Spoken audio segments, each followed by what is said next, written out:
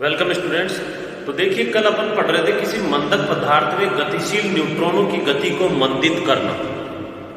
आज का अपना टॉपिक है किसी परिवर्तनशील द्रव्यमान के निकाय की गति या रॉकेट। टॉपिक है अपना किसी परिवर्तनशील द्रव्यमान के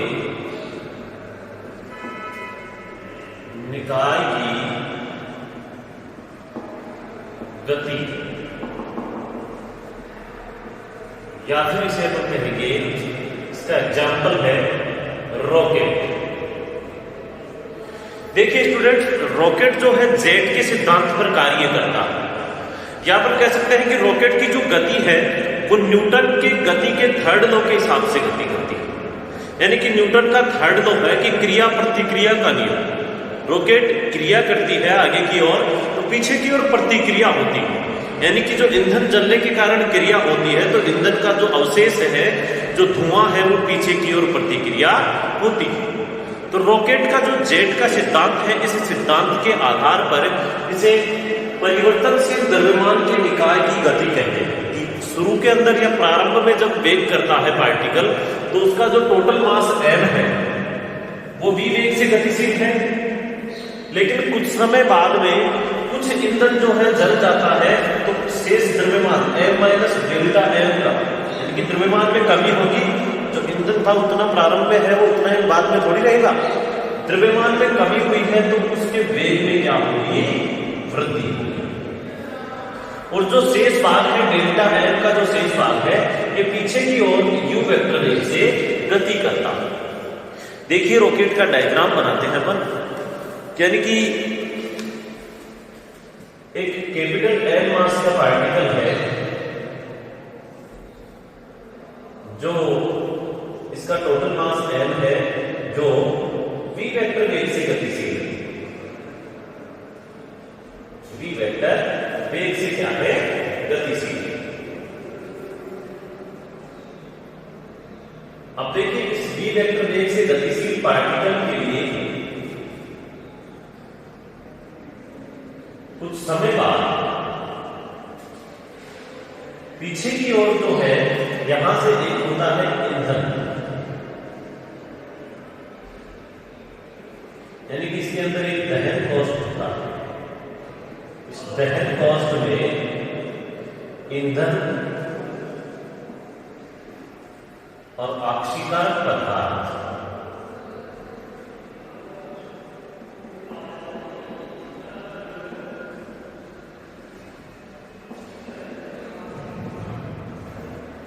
ईंधन और क्या होते हैं? ऑक्सीकरण पदार्थ।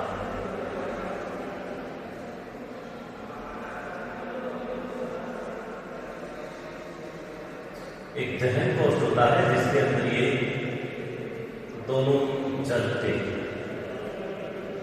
दोनों का जो मिश्रण है वो प्राप्त किया जाता है।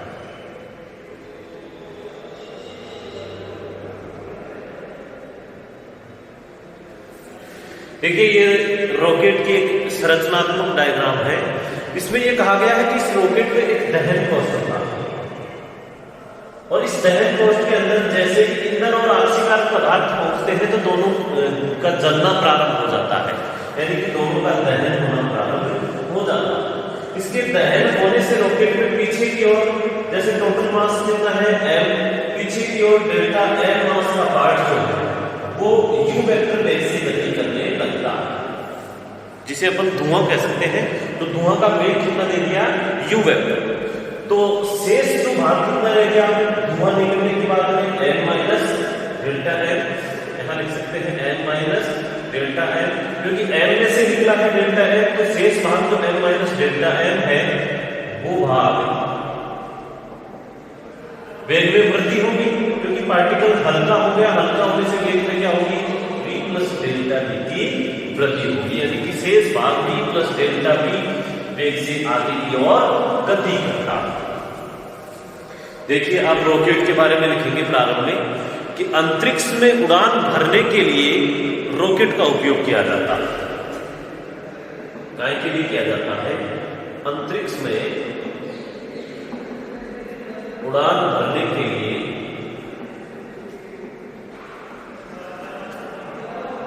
रॉकेट का उपयोग किया जाता है।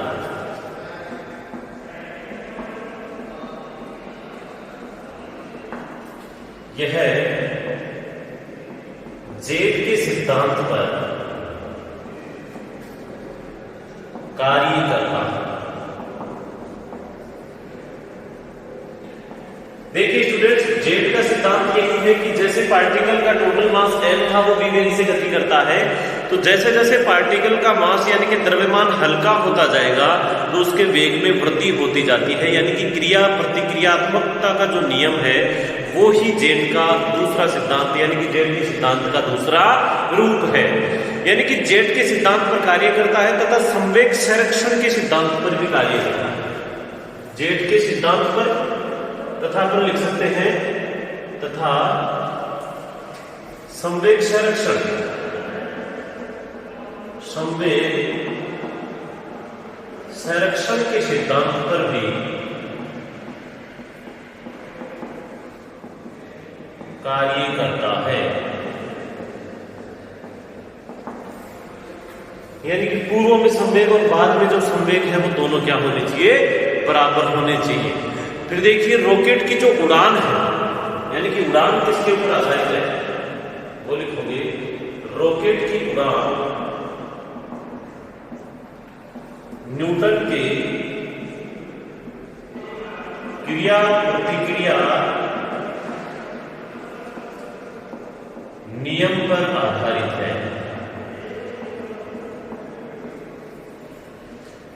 न्यूटन के क्रिया प्रतिक्रिया नियम पर आधारित है।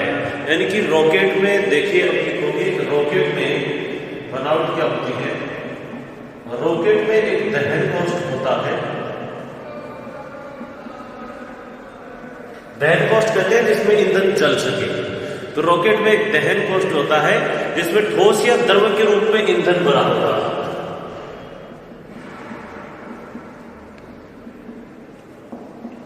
जिसमें ठोस या द्रव के रूप में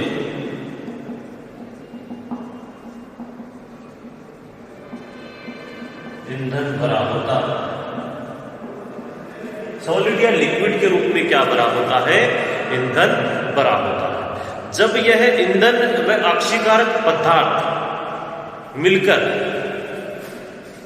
डायग्राम में देखिए, जब यह ईंधन और आक्षीकारक पदार्थ, जब यह ईंधन व आक्षीकारक पदार्थ मिलकर दोनों मिलते हैं तो मिलने से क्या होगा बताओ? तो इसमें क्या होगा? दहन कोष से इसमें रॉकेट में उड़ान प्रारंभ होती है। हम नॉर्मली कह सकते हैं कि जब यह ईंधन और आक्षीकारक पदार्थ मिलकर दहन कोष्ठ में जलना प्रारंभ करते हैं, दहन कोष्ठ में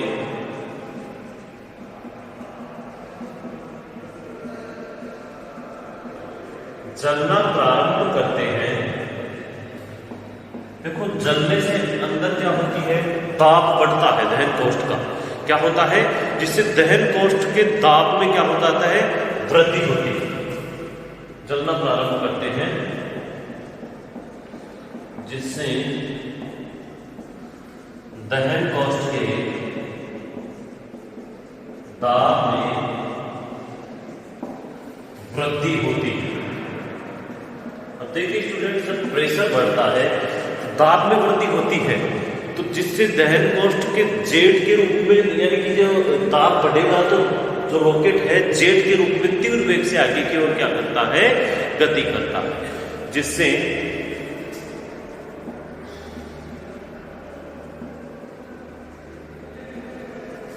जिससे रॉकेट क्या करता है?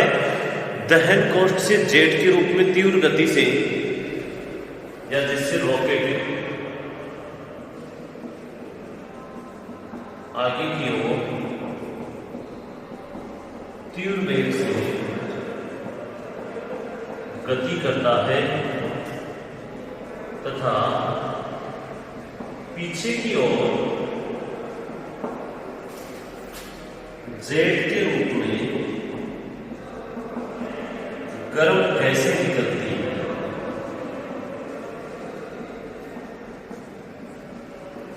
पीछे की ओर जेड के रूप में गर्म गैसें, वास्तव में लिख देना धुआं। पीछे की ओर जेड के रूप में गर्म गैसें निकलती है जिसे धुआं भी अपन कह सकते हैं, जिससे रॉकेट पर प्रतिक्रियात्मक बल लगता है,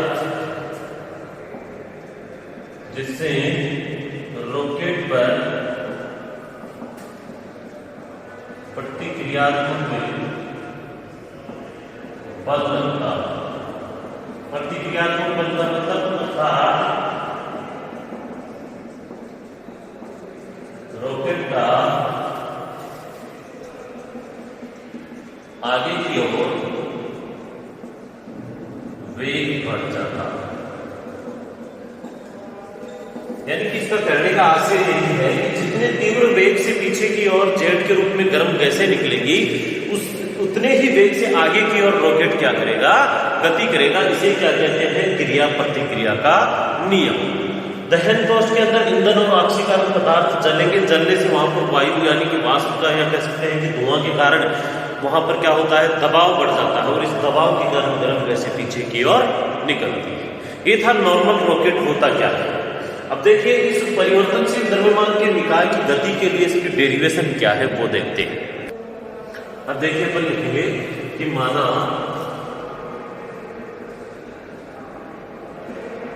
किसी निकाय का द्रव्यमान कैपिटल एम है, टोटल मास कितना है, कैपिटल एम है, किसी निर्देश तंत्र में, निर्देश तंत्र मान सकते हैं तो थ्री में जो गति करेगा ये, किसी निर्देश तंत्र में यह निकाय, अब देखो निर्देश तंत्र में यह निकाय गति करेगा तो टाइम लगेगा, स्मॉल टी समय में v वेक्टर वेग से गतिशील है। यह निकाय स्मॉल टी समय में v वेक्टर वेग से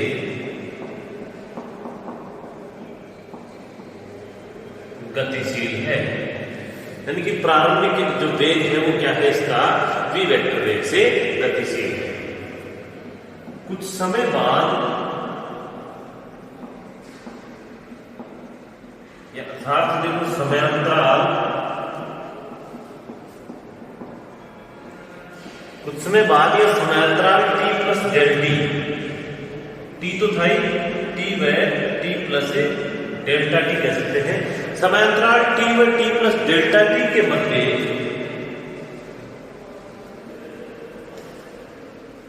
इसके मध्य द्रव्यमान का कुछ भाग, यानी कि डेल्टा m द्रव्यमान का भाग मान का कुछ भाग निकाय से अलग होकर, देखिए मैं इसकी बात कर रहा हूं धुएं की बात की जा रही है। डेल्टा एम द्रव्यमान का कुछ भाग निकाय से अलग होकर पीछे की ओर u वेक्टर वेग से गतिशील है। संवेग संरक्षण के लिए लागू होगा, पीछे की ओर u वेक्टर वेग से क्या है, गतिशील है। अब देखिए निकाय का शेष भाग कितना रह गया, n में से डेल्टा m घटा दीजिए, अतः निकाय का शेष भाग m माइनस डेल्टा m क्या करेगा, वेग में वृद्धि होगी। m माइनस डेल्टा m वेग v vector plus delta v vector से गतिशील है। ओके, ये रॉकेट के रूप में थोड़ी सी थ्योरी होगी। अब देखिए प्रारंभ में डेल्टा m, अपन प्रारंभ की कंडीशन पहले से स्टार्ट करते हैं। यदि प्रारंभ में डेल्टा m व m माइनस डेल्टा m दोनों भाग एक ही हों, दोनों भाग ये और ये एक हो जाएंगे तो कैपिटल M आ गया, डेल्टा M और M माइनस डेल्टा M दोनों एक ही होंगे, एक ही भाग हैं, दोनों भाग एक ही है। तो न्यूटन के द्वितीय नियम से बताओ क्या होगा? न्यूटन के द्वितीय नियम से सेकंड लॉ क्या कहता है? संवेग परिवर्तन की दर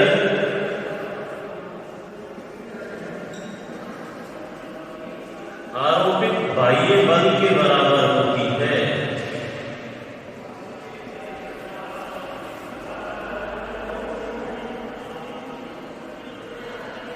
यानी कि संवेग में जो परिवर्तन होता है, ये नॉर्मल एक बार लिख लेते हैं, F इक्वल टू क्या होता है?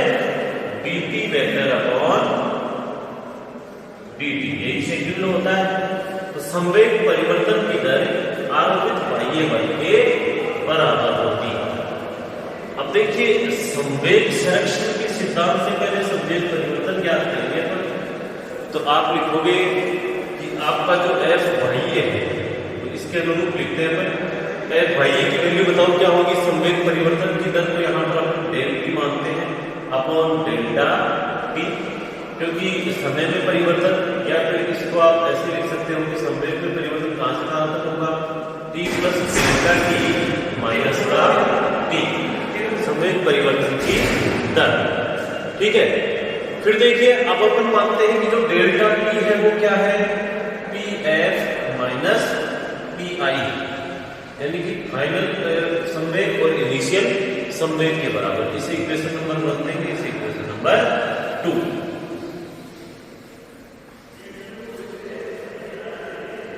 अब देखिए आगे, यानी कि P फाइनल क्या होगा? फाइनल संवेग की वैल्यू क्या होगी? देखिए संवेग m minus delta m part रह गया फाइनल में, इसका वेग क्या है? संवेग P बराबर क्या होता है? mv, तो v plus delta v vector.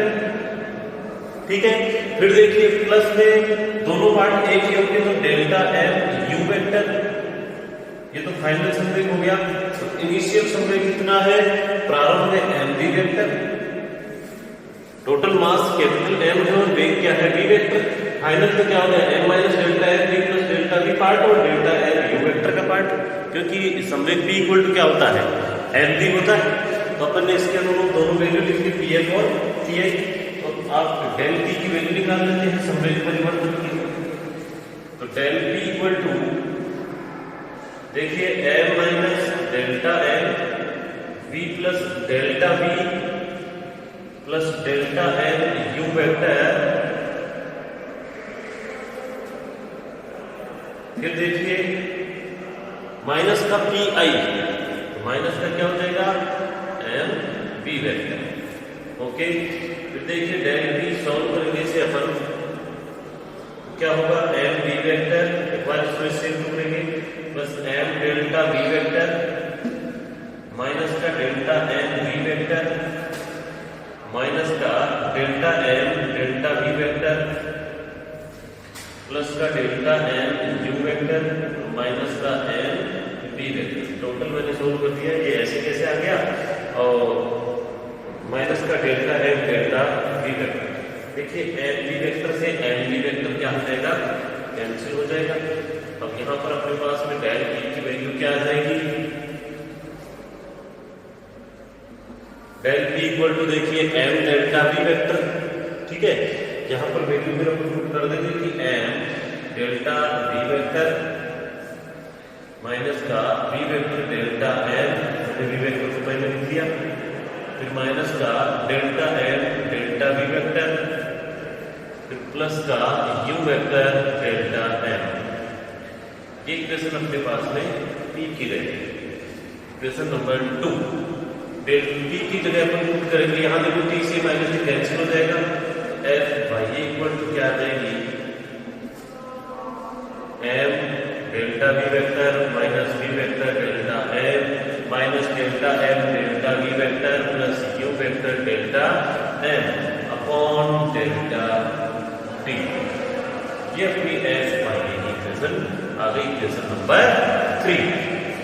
देखिए कल हम पढ़ेंगे इसके सबके नीचे डेल्टा टी लेकर के इस इक्वेशन को आगे सॉल्व करेंगे, तो कौन कौन से फोर्स अपने को प्राप्त होंगे वो टोटल वैल्यूज अपन कल ज्ञात करेंगे। आज के लिए इतना ही। Thank you all of student.